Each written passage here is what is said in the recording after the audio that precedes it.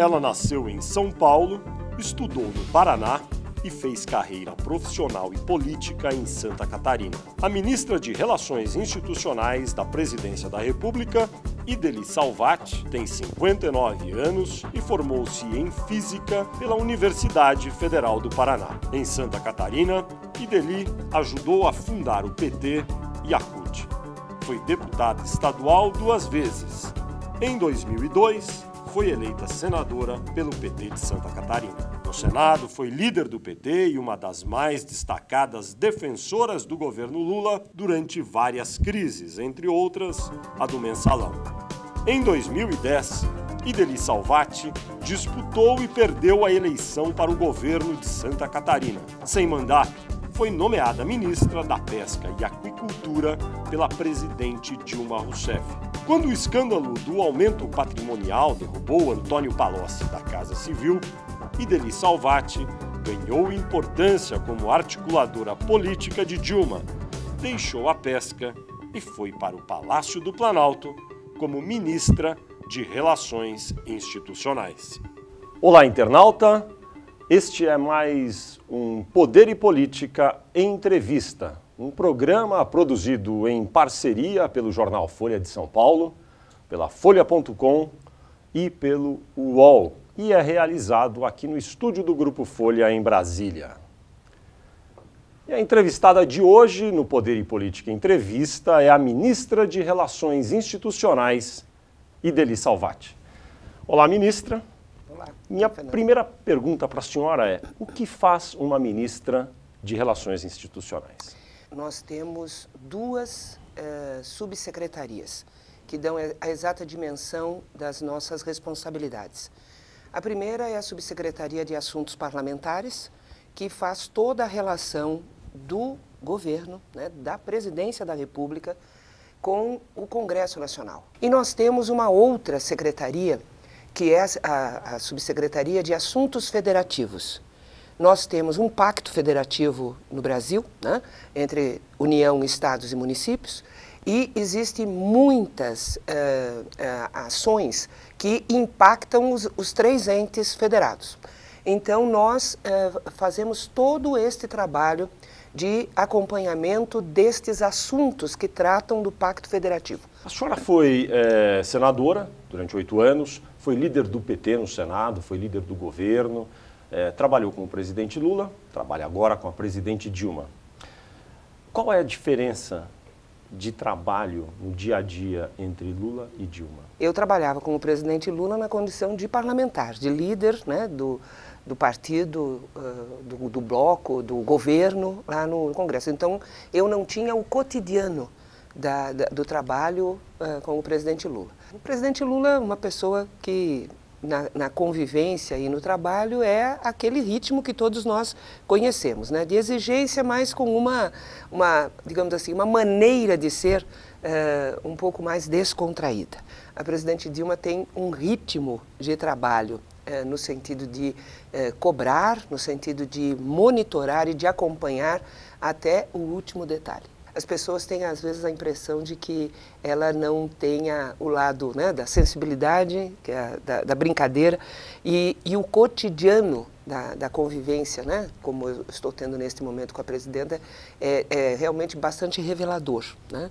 Nós ouvimos sempre que a presidente Dilma Rousseff, de vários colegas seus, ministros ou líderes do governo dentro do Congresso, que ela é muito rígida em suas cobranças e às vezes chega a ser até ríspida. Ela é muito exigente, Fernando, muito, muito. Por exemplo, ela acompanhou... Ela dá broncas? Ela dá broncas, Fernando. O senhor já tomou alguma bronca dela? Eu acho que todos nós tomamos bronca, mas é sempre nesse sentido da exigência, né? Da exigência. Agora, ao mesmo tempo, ela faz com que a gente tenha a segurança do que é o objetivo central. E volto a dizer, Fernando, ela tem momentos muito surpreendentes, assim, de sensibilidade, de carinho.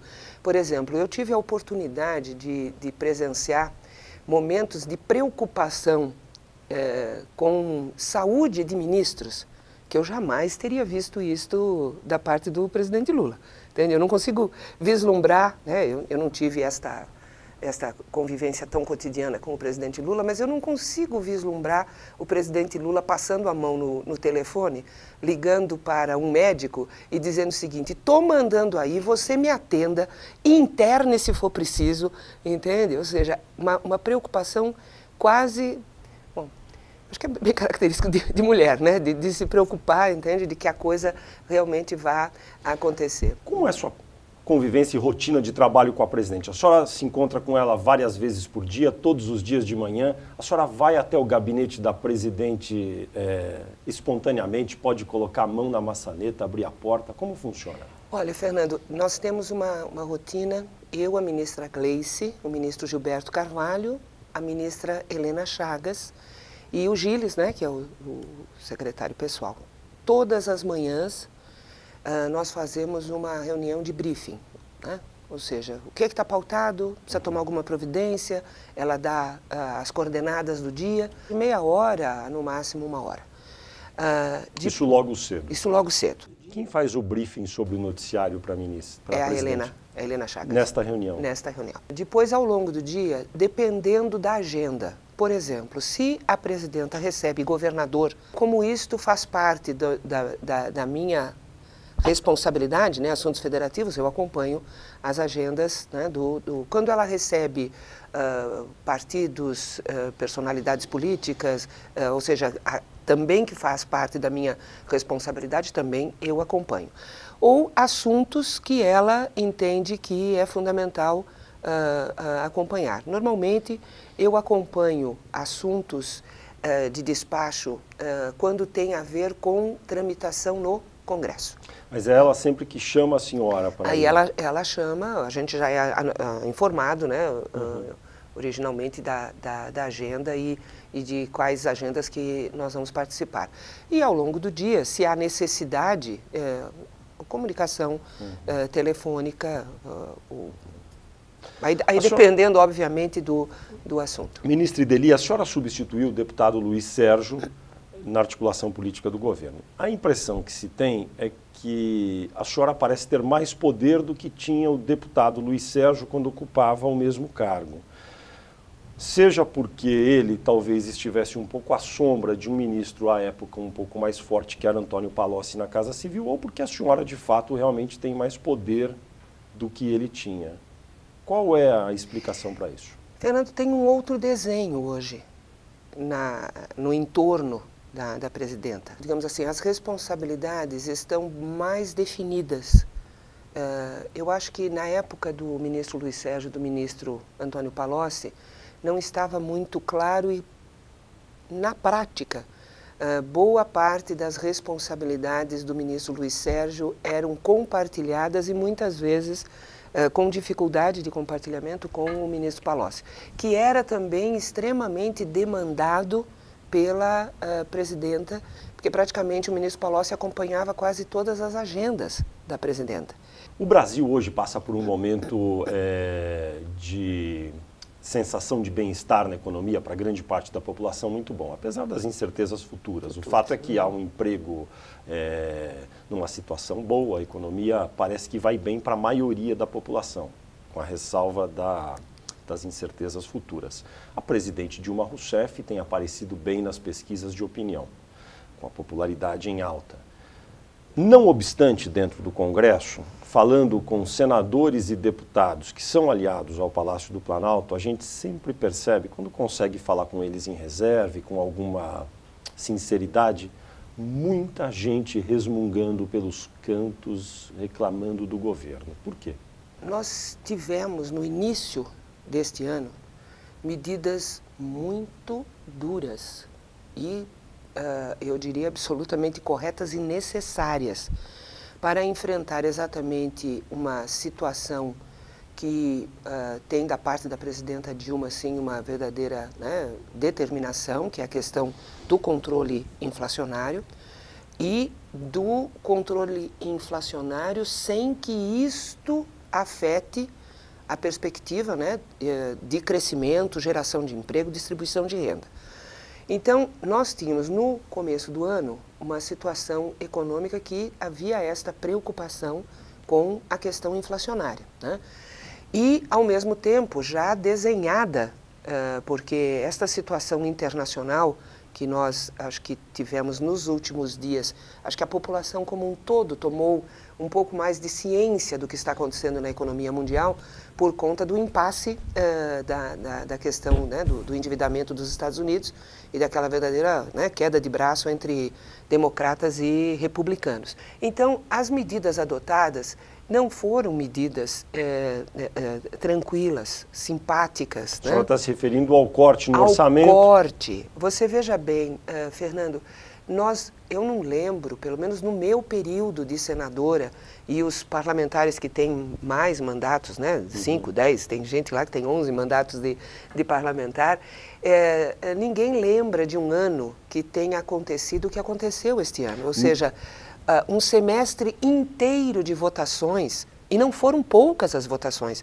foram muitas votações, foram votações polêmicas, né? A questão do salário mínimo, Itaipu, né? Várias, Código Florestal, e não houve um único empenho de emendas. Para traduzir para o nosso leitor, internauta, empenho de emenda significa nenhuma emenda ao orçamento que os deputados e os senadores fizeram neste ano foi liberado, o dinheiro não saiu e não foi aplicado nos projetos. Não é nem o dinheiro saiu, Fernando, porque é o seguinte, antes do dinheiro sair... Não foi nem empenhado ainda. Nem empenhado, né?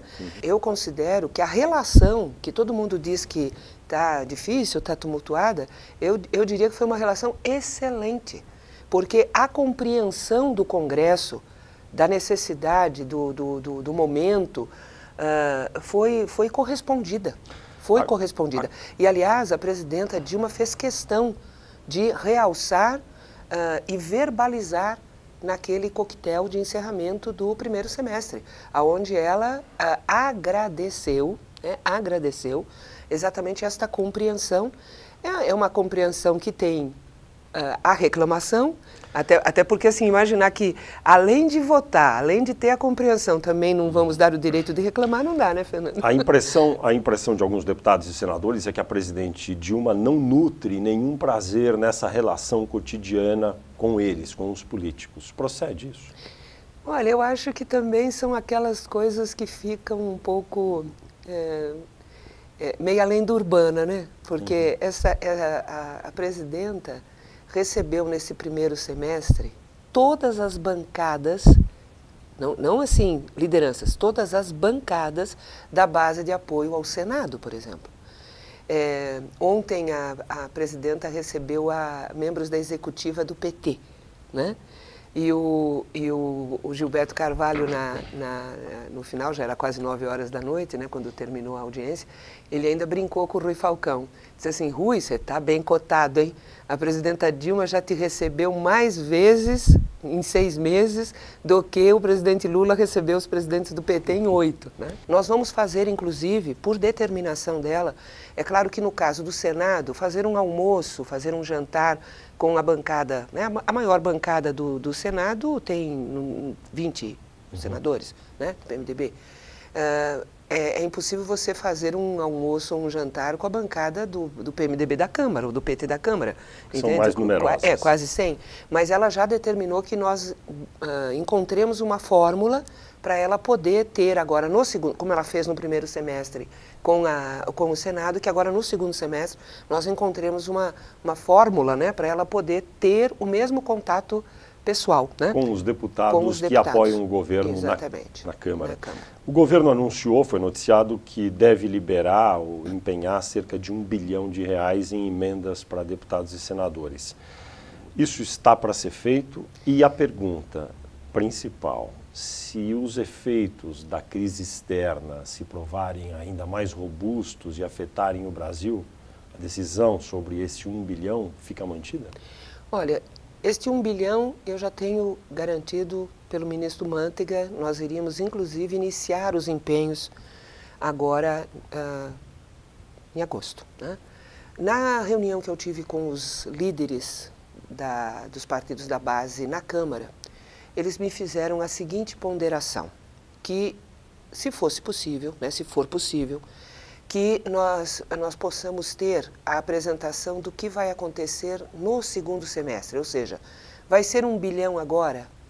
Vai ter outra parcela? Qual é o montante? Digamos assim, em média, foram 5 bi ao ano de empenho de emendas dos parlamentares, seja na forma individual, na forma de bancada, né, por Estado, ou então por comissões. Agora eu aqui vou perguntar, empenho e liberação, qual foi a média? E a liberação chegou, dependendo do ano, na faixa da metade, mais ou menos. 2 bilhões e meio. 2,5, em algum 3, né, mais ou menos desse. E a sua expectativa neste segundo semestre é que o valor atinja... É isto que quanto? Eu não tenho da parte do ministro da Fazenda, e foi que eles me pediram, porque alguns parlamentares me fizeram a seguinte ponderação. Eles têm um volume de emenda no orçamento. Se vai ser empenhado apenas uma parte, eles querem saber qual é o tamanho desta parte, para eles poderem, inclusive, indicar qual é a prioridade. Mas, ministra, sobre a crise econômica, financeira internacional, esses valores vão depender, evidentemente, do efeito que a crise terá sobre a economia brasileira ou não? Não, em relação a empenho, eu acho que não, tá? Até porque o empenho é algo que fica consolidado na perspectiva de gastar. Mas e a liberação, que é o que mais importa? Isso, exatamente, a questão da liberação, que é o outro tema que eu tratei com eles, porque é o seguinte, nós temos hoje aquilo que é apelidado de RAP, restos a pagar, ou seja, são obras que já estão em andamento, que já tem parte executada e que não tem o pagamento efetivado. Então, nós já tivemos neste primeiro semestre, que passou ali pela Secretaria de Relações Institucionais, nós temos a liberação já efetivado, pagos 770 milhões, e eu estou agora, nesta semana, autorizando os ministérios, né, para mais 150 milhões. Haverá novas liberações de pagamento no segundo semestre, que eu tenho a convicção de que será, inclusive, num valor maior, até por conta de uma conversa feita com os próprios líderes, no sentido de que obras que estão em andamento e que tenham o risco de paralisar, entende, pela não normalidade, né, do pagamento, é algo muito ruim para todos, né, para todo mundo. Então, eu consegui sentir, inclusive, de alguns parlamentares, que eles topam na negociação que eu tenho que fazer com o ministro da Fazenda, de repente ter um volume maior de recursos para pagar do que ter um volume maior de recursos para empenhar. A senhora não tem ideia de valores globais para nos dizer? De quanto isso poderia vir a ser até o final do ano? Bom, em termos de empenho, eu acredito que provavelmente vamos ficar na média, né? 5 bilhões? 5 bi. Aí vai depender um pouco. E liberação? E liberação, eu não tenho média, pelo menos assim agora de cabeça, de quanto é que foi. Mas uma expectativa sua que possa ser execuível? Olha, aí sim, porque como aí é financeiro, aí sim depende bastante desta questão da situação econômica. Queria entrar no caso das suspeitas de irregularidades nos ministérios. A presidente tem demonstrado publicamente intenção de apurar o que aparece de irregularidade ou acusações de corrupção. Se é assim, por que o governo não permite que o Congresso também colabore fazendo uma CPI para investigar esses casos? Queria falar especificamente da CPI dos transportes, até porque a presidenta cobrou e tomou providências que têm sido reconhecida pela opinião pública, elogiada, né? E foram bastante efetivas e duras. Mas que mal faria uma CPI dos transportes? Fernando, se é para fazer uma CPI, eu vivi muitas. Ninguém protocola CPI com 27 assinaturas. Precisa ter 27. Aí o parlamentar protocola com 27, ele já sabe que essa CPI é para não acontecer. Eu não tenho a menor dúvida de dizer aqui, entende, de forma convicta, nem o próprio autor do requerimento quer a CPI. Mas, ministra, 27 assinaturas era o mínimo, 27 estavam lá. Só foi reduzido para 25 o número porque integrantes do governo requereram a dois signatários que retirassem os seus nomes. Se o governo não tivesse Por isso é que eu lhe digo, Fernando, de que o senador Álvaro Dias só fez factoide.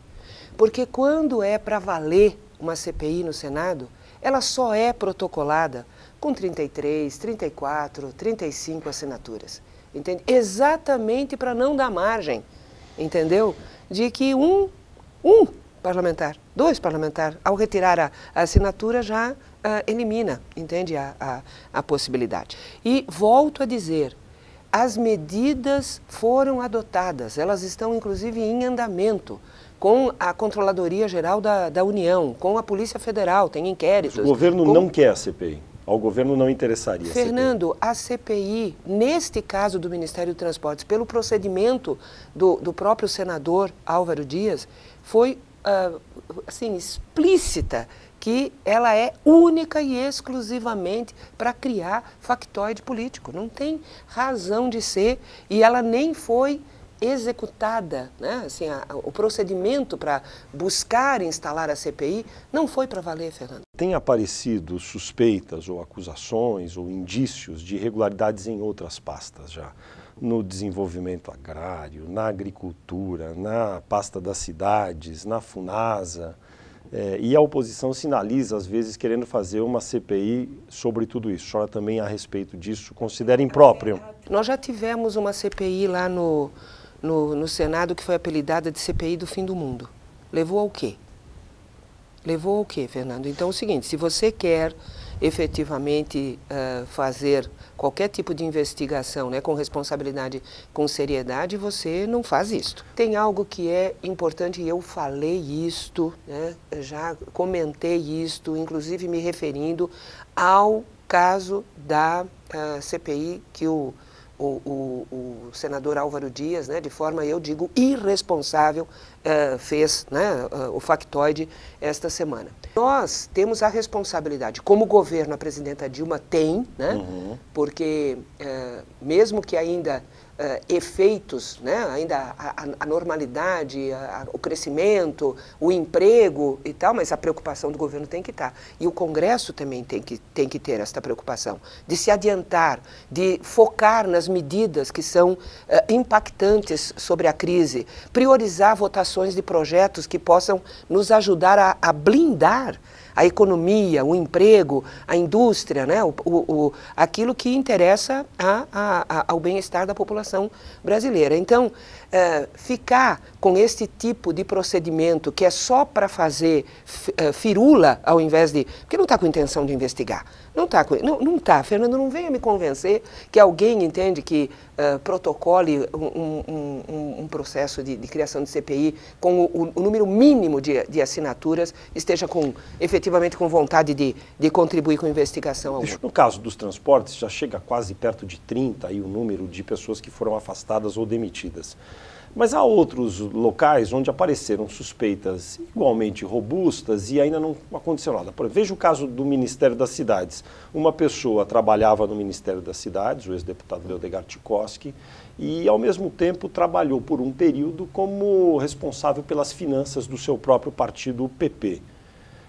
Que me pareceu impróprio. Agora, aparentemente, ele não é mais ator dessa dupla militância, mas é um caso grave, ou não? Se você não conhece o procedimento do Ministério das Cidades, você pode imaginar que realmente ali tem uma situação onde facilitaria alguém que tem, né, vinculação com o financeiro do partido, a relação. Porque é o seguinte, o Ministério das Cidades, diferentemente de vários outros ministérios, ele não executa nenhuma obra. Nenhuma obra. Ele não faz nenhuma licitação. Ele não faz nenhum pagamento. Então, assim, sabe, achar que alguém que pode ter exercido um período de tesouraria teria facilidade, mas ele não está... Mas não é impróprio, ministra? Olha, eu acho que aí é uma questão, né, o próprio Leodegar coloca que se afastou, que ele não estava no exercício, né, da função de tesoureiro. Mas estava, tem a assinatura dele lá nas na contas do prestação partido. de contas apenas, né, da entrega. Apenas Mas na prestação de contas. não, mas é ele não, bastante. o que ele argumentou, eu não tenho os elementos todos, Fernando, mas assim, que ele se licenciou do exercício da tesouraria do partido. E não há razão aí para afastamento. Não, eu acho, Fernando, que no caso do Ministério das Cidades, aquilo que, a ilação que a reportagem faz, ela não tem base real, porque o Ministério das Cidades, ele não faz a obra, ele não faz a licitação e ele não faz o pagamento. Então, porque a obra é conveniada com o prefeito ou com o governo estadual. Eu não estou entrando nesse aspecto, ministro, estou falando só mas do aspecto qual é a formal. ilação, Fernando? Qual é a ilação? Ele é tesoureiro e o Ministério executa, o Ministério tem lá as obras, tem os recursos, etc. e tal. Se a pessoa que está aqui não atua nisto aqui, porque quem atua é o prefeito. Mas pode ter duplo emprego, então? Mas não é emprego, o tesoureiro não é emprego, né? Uma função importante. Mas eu sei, Fernando, mas eu acho que assim, a ilação que faz, entende? Que eu cuido do dinheiro do partido e eu cuido do dinheiro do Ministério, o cuido do dinheiro do Ministério não é verdade. No caso do Ministério das Cidades, não é. Se fosse num outro ministério, seria inadmissível sob todos os aspectos. No caso do Ministério da Cidade, apenas eu quero fazer esta relevância, entende? Porque o Ministério das Cidades realmente não mexe diretamente com o dinheiro. O ministro da Defesa, Nelson Jobim, disse aqui que votou no candidato José Serra no ano passado e não na presidente Dilma. A senhora achou apropriada a declaração do ministro da Defesa? E mais, já está pacificado esse assunto? Fernando, hoje tem outras declarações do ministro Jobim. Eu ia perguntar sobre elas agora, mas se a senhora quiser já passar para elas. Inclusive na capa, né? Mas sobre José Serra, o que a senhora achou? Fernando, eu posso falar fazer só uma observação. Quando você está à frente de uma pasta, né, de um ministério, você tem que ter sempre muita preocupação de executar aquilo que você está delegado para executar, né? Não quero brincar, mas assim, apesar de muita gente dizer que o ataque é sempre a melhor defesa, o ministro da Defesa talvez pudesse se conter um pouquinho, né? Eu acho que tem declarações que não são necessárias. Hoje, quinta-feira, dia 4 de agosto, ficou público que a revista Piauí vai trazer uma entrevista, um perfil do ministro Nelson Jobim, no qual ele tece comentários sobre o governo Dilma Rousseff e anteriores. No caso da senhora, o ministro Nelson Jobim diz que a senhora é fraquinha. No caso da ministra da Casa Civil, Gleisi Hoffmann, ele diz, entre aspas, nem sequer conhece Brasília. Qual avaliação a senhora faz dessas declarações? Para um ministro da Defesa, é desnecessário determinados ataques. É desnecessário. Para quê? A senhora acha que ele se excedeu? Então? Eu volto a dizer, é desnecessário. Não é assunto relacionado à pasta dele. Por que a senhora acha que ele falou isso? Aí tem que perguntar a ele. Só ficou chateada? Não. Até porque, Fernando, eu tenho clareza das minhas qualidades, né, das minhas potencialidades e das minhas dificuldades, né? E me esforço muito para corresponder à honra que a presidenta me deu de estar, neste momento, respondendo pela Secretaria de Relações Institucionais, né? Então, me esforço muito para fazê-lo. Estamos gravando essa entrevista muito cedo. A senhora já falou com a presidente sobre isso ou ainda não? Ainda não. Vou falar daqui a pouco, provavelmente. A senhora acha que a presidente vai aprovar esse tipo de atitude? Aí tem que ver. Ela aprovou, pelo que a gente entendeu, a decisão de ele tornar público o voto em José Serra, ou não? Fernando, o que passa Eles tiveram ontem uma conversa, um despacho, né? Eu não acompanhei. Já teve outros despachos que eu acompanhei, tá? Por exemplo, quando houve aquele discurso na homenagem do Fernando Henrique, né? Na sequência, teve um despacho para tratar de alguns projetos que têm relação com a área do ministro Nelson Jobim, e eu então participei. E ele prestou rápidas explicações, e o despacho foi um despacho longo e muito tranquilo, né? Agora, o de ontem eu não acompanhei, então eu não queria tecer nenhum comentário. Para exercer bem a minha tarefa de relações institucionais, inclusive. Muito bem. A senhora vai ser candidata ao governo de Santa Catarina em 2014? Nada. 2014, a Deus pertence. O presidente Lula tem aparecido muito no noticiário. Quem vai ser candidato, ele ou a presidente Dilma? Presidenta Dilma, pelas próprias declarações do ex-presidente Lula, será a nossa candidata à reeleição.